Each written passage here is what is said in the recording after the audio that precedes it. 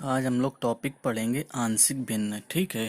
आंशिक भिन्न कैसे करते हैं, क्या करते हैं, उसका प्रोसेस आज आप लोगों को बताएंगे। ठीक है। मान लो जैसे ये एक इंटीग्रेशन दिया गया था आई बराबर x upon x minus two bracket में एक्स माइनस वन का whole square into d x. बोला गया इसे पार्शियल फ्रैक्शन की मदद से करिए, नहीं तो आप देख कर ही जान जाएंगे कि पहले इस पे पार्शियल फ्रैक्शन लगाना है फिर इसका इंटीग्रेशन पॉसिबल हो पाएगा। ठीक है। तो आज हम पार्शियल फ्रैक्शन की कुछ प्रॉपर्टी आपको बताएंगे कि पार्शियल फ्रैक्शन कब और कैसे पॉसिबल होता है। ठीक। तो मान लो ये जो तुम्हारा क्वेश्चन था, मैंने इसको देखो इस पेज पे लिख लिया है। वही इंटीग्रेशन जो उधर था मैंने इसको यहाँ पर लिख लिया है। नीचे देखो क्या है, देखेंगे पार्शियल नीचे वाले जो दोनों ब्रैकेट हैं इनको सॉल्व कर लेंगे। दोनों ब्रैकेट को सॉल्व करने पर हमने देखा कि एक्स की मैक्सिमम पावर कितनी है। पूरे में देखो एक्स की मैक्सिमम पावर, एक्स की मैक्सिमम घात कितनी है, एक्स की अधिकतम घात 3 है, ऊपर एक्स की घात अधिकतम कितनी है 1। तो हमेशा याद रखना पार्शियल फ्रैक्शन या आंशिक भिन्न में तभी तोड़ा जा सकता है कि जब नीचे जो एक्स की घात हो वो ऊपर एक्स की घात से हमेशा ज्यादा होनी चाहिए। अगर ऊपर नीचे एक्स की घात बराबर हो गई तो कुछ न कुछ तरकीब करके पहले ऊपर एक्स की घात को कम करेंगे। ठीक है। कम करने के बाद ही पार्शियल फ्रैक्शन या आंशिक भिन्न में उसे तब्दील कर पाएंगे। ठीक है। अब मान लो जैसे ये क्वेश्चन दिया गया था एक्स की power 4 upon x minus to x minus one. देखो नीचे वाला ब्रैकेट है, मैंने नीचे वाले टर्म को नहीं चेंज किया, केवल ऊपर वाले को चेंज किया। तो देखो यहाँ पर ऊपर एक्स की मैक्सिमम पावर कितनी है 4 है और नीचे कितनी है 3। तो इसका पार्शियल फ्रैक्शन नहीं संभव है क्योंकि ऊपर एक्स की घात ज्यादा हो गई और नीचे एक्स की घात कम हो गई। हमेशा आंशिक भिन्न का रूल होता है कि ऊपर जो x की घात है वो कम होनी चाहिए और नीचे जो x की घात है वो ज्यादा होनी चाहिए। ठीक है। अब देखो क्वेश्चन पे आते हैं अपने। क्वेश्चन दिया गया है, हम क्या करेंगे इसको आंशिक भिन्न में तोड़ेंगे। जो हमारा क्वेश्चन दिया गया है, अब आंशिक भिन्न में कैसे तोड़ेंगे वो आपको सिखा रहे हैं। देखो आंशिक भिन्न में तोड़ने के लिए ये इंटीग्रेशन के अंदर ये टर्म था, इसको हम पहले अलग कर लेंगे। ठीक है। अलग करने के बाद देखो लिखेंगे क्या, बराबर ए एक्स में एक्स माइनस वन की पावर कितनी है 2, एक्स माइनस वन की पावर 2। अब इसमें एक पावर कम करके plus b x minus one की पावर 1। ठीक है। अब बताओ अगर वन की पावर 1 हो गया, 1 में 1 करेंगे तो क्या हो जाएगा 0 हो जाएगा।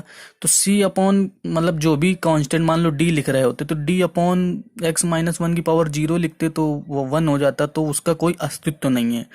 हम अगर पावर यहाँ पर क्यूब होती तो तब तक घटाते जाते जब तक कि ब्रैकेट की पावर 1 ना हो जाती और तब तक उसके आगे टर्म बढ़ा के लिखते चले जाते। ठीक है। तो यहाँ पर देखा पावर 2 थी, हम 2 से घटाते घटाते तब तक पहुंचे जब तक पावर ब्रैकेट की 1 नहीं पहुंच गई और एक एक कांस्टेंट बढ़ाते चले जाएंगे ऊपर। ठीक। अब देखो यहाँ से इसकी कहानी खत्म हो गई, अब इसकी कहानी शुरू होगी। देखो तो इसको क्या लिखेंगे, plus C upon x minus to. देखो इसकी पावर 1 थी तो ये यहीं पर स्टॉप हो गए। अब इसके आगे डी वाला टर्म बढ़ेगा ही नहीं। अगर इसकी पावर 2 या 3 कुछ भी होती, 2 होती तो इसमें भी plus D upon x minus to बनता जाके। ठीक। इसे समीकरण नंबर 1 दे दोगे तुरंत। ठीक। समीकरण नंबर 1 देने के बाद आप लोग क्या करेंगे, इसमें एलसीएम ले लेंगे। इसमें एलसीएम ले लेंगे। एलसीएम लेने पर जब आप सॉल्व करेंगे तो इक्वेशन निकल के आएगी। देखो एलसीएम लोगे तो एलसीएम इसका क्या होगा, x minus two into x minus one का होल स्क्वायर। ठीक है। तो क्या होगा, नीचे नीचे वाले ये दोनों टर्म कट जाएंगे तो ऊपर क्या बचेगा, इस पे इधर एक्स बचेगा और इधर क्या हो जाएगा, एलसीएम लेने के बाद a x minus two plus b x minus one x minus two plus c x minus one का होल स्क्वायर। इससे समीकरण नंबर 2 दे देंगे। अब आप लोग रफ कार्य पर जाएंगे। रफ कार्य पर इसे इस पे दिखाना नहीं होगा, ये रफ कार्य है आपका।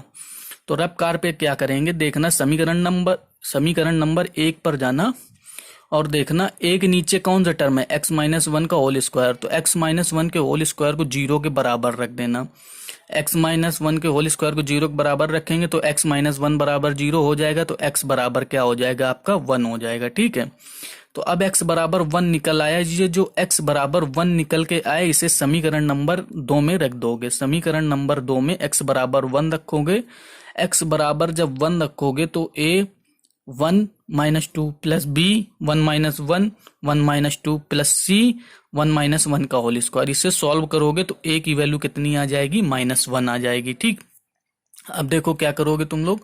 अब देखो बी के नीचे भी क्या है, x-1। x-1 को 0 के बराबर रखोगे तो x बराबर 1 आ चुका है। तो x बराबर 1 हम ऑलरेडी रख चुके हैं समीकरण नंबर 2 में। तो अब हम बी वाले टर्म को देखो, इसको करने के बाद देखेंगे क्या, c के नीचे क्या है, x-2 है। ठीक, तो x-2 को किसको रफ कार्य में ही क्या करेंगे, 0 के बराबर करा देंगे। देखो रफ कार्य को हमने एक ब्रैकेट में बंद कर रखा है। तो x बराबर क्या आ जाएगा, 2 आ जाएगा। अब x बराबर 2 को क्या करोगे, फिर से समीकरण नंबर 2 में रखोगे। समीकरण नंबर 2 में रखने पर सॉल्व कर लोगे तो c की वैल्यू कितनी आ जाएगी, 2 आ जाएगी। ठीक है, अब देखो a की वैल्यू हमें मिल गई है और c की वैल्यू मिल गई है। हमें किसकी वैल्यू नहीं मिली, केवल b की वैल्यू नहीं मिली। तो b की वैल्यू के लिए देखो हम क्या करेंगे, इस पूरे का a का इस पूरे में ब्रैकेट में मल्टीपल कर देंगे, b का इस पूरे में और c का भी इस पूरे ब्रैकेट में मल्टीपल करके कर देंगे। करके सॉल्व करेंगे तो कुछ ऐसा बन के आ जाएगा फाइनल। तो अब क्या लिखोगे, दोनों पक्षों में एक्स स्क्वायर के गुणांक की तुलना कराने पर, गुणांक मतलब कोफिशिएंट होता है। आप किसी की भी तुलना करा सकते हैं। तुलना ऐसे, कंपेयर ऐसे टर्म की करना है जिनमें बी इंक्लूड हो। देखो एक्स के साथ बी है, कांस्टेंट में भी बी है। तो चाहे एक्स के गुणांकों की तुलना करा देना दोनों पक्षों में, चाहे एक्स स्क्वायर के गुणांकों की, चाहे कांस्टेंट टर्म की। हमने यहाँ पर देखो एक्स स्क्वायर के गुणांकों की तुलना कराई। देखो ये लेफ्ट हैंड साइड में एक्स स्क्वायर का कोई टर्म है नहीं है, तो एक्स स्क्वायर का कोई टर्म नहीं है तो हम 0 लिख लेंगे। अब देखो राइट हैंड साइड में आएंगे, राइट हैंड साइड में एक्स स्क्वायर का टर्म किसके साथ है, देखो बी के साथ है तो बी।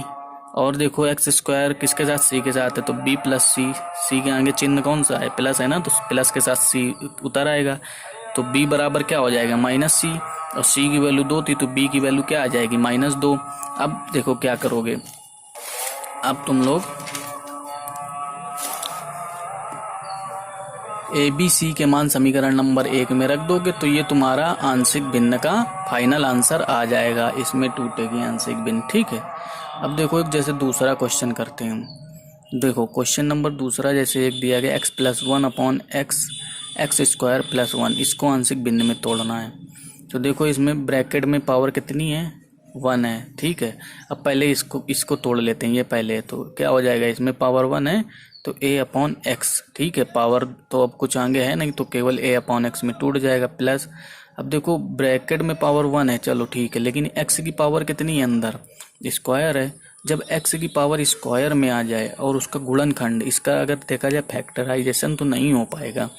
अगर फैक्टराइजेशन इसका नहीं हो पाता, गुणनखंड नहीं हो पाता है, तो इस टर्म का यूज करेंगे bx।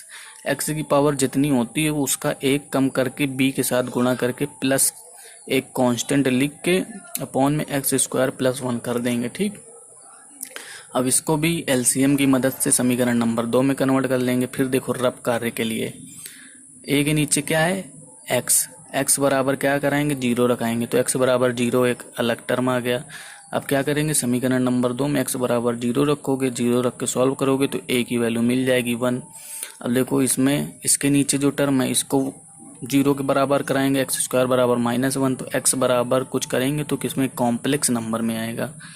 कॉम्प्लेक्स नंबर में आएगा तो ये पॉसिबल नहीं है, तो हम इस टर्म को छोड़ देंगे, इसे नेग्लेक्ट कर देंगे। अब हम क्या करेंगे, पूरे a का इस पूरे ब्रैकेट में मल्टीपल कर देंगे और x का इसमें मल्टीपल कर देंगे। करने के बाद कुछ ऐसा मिलेगा। तो हम क्या लिख देंगे कि किसके तुलना, x² के गुणांकों की तुलना कराने पर। देखो लेफ्ट हैंड साइड में x² के गुणांक है नहीं है तो 0 लिख देंगे वो। राइट हैंड साइड में x² गुणांक a है, b है तो a + b। तो b बराबर क्या हो जाएगा, -a, और a की वैल्यू 1 निकल आई थी तो b की वैल्यू कितनी आ जाएगी, -1 आ जाएगी। इसी तरीके से क्या करोगे, इसमें x के गुणांकों की तुलना करा दोगे। देखो लेफ्ट हैंड साइड में x गुणांक कितना है, 1 है तो 1, और राइट हैंड साइड में x का गुणांक कितना है, केवल c है तो c बराबर 1। अब ए बी सी के मान निकल आए, ए बी सी के मान इसमें रख दोगे आके तो तुम्हें ये मिल जाएगा। अब देखो एक इससे रिलेटेड और बताते हैं तुम्हें। जैसे ये था, ये क्वेश्चन है तो यहाँ पर भी देखो इस क्वेश्चन को जो हम कन्वर्ट कर देंगे तो x² - 6x + 5 आ जाएगा। कोई बच्चा कह सकता था सर हम इसको भी bx + c अपॉन में ये करके कर देना पहले अगर नीचे देखोगे, अगर एक्स स्क्वायर वाले टर्म में जो पूरा ब्रैकेट के अंदर है, अगर उसके फैक्टर पॉसिबल हैं, अगर उसके फैक्टर पॉसिबल हैं तो पहले आप फैक्टर में तोड़ेंगे। देखो इसको फैक्टर पॉसिबल थे, फैक्टर में तोड़ के हमने ये बना दिया, ठीक है। फैक्टर में तोड़कर हम ये बनाएंगे, ठीक है। अगर उसके फैक्टर नहीं पॉसिबल होते, मान लो इसी चीज़ के फैक्टर नहीं पॉसिबल हो पाते, जैसे देखो ये था तुम्हारा, इसमें फैक्टर पॉसिबल नहीं हो पा रहे थे, एक्स स्क्वायर प्लस 1, इसके फैक्टर गुणनखंड पॉसिबल नहीं हो पा रहे थे, तो हमें मजबूरी में इस टर्म को ऐसे लिखना पड़ा। अगर इसके फैक्टर पॉसिबल हो जाते जैसे पीछे दिखाया है, तो फिर हम उसे सिंपल फॉर्म में कन्वर्ट करते हैं। अब आप लोग आंशिक भिन्न करिए, करने में अगर कोई दिक्कत आती है तो बताइए, फिर और इफर्ट किए जाएंगे इस पर, ठीक है।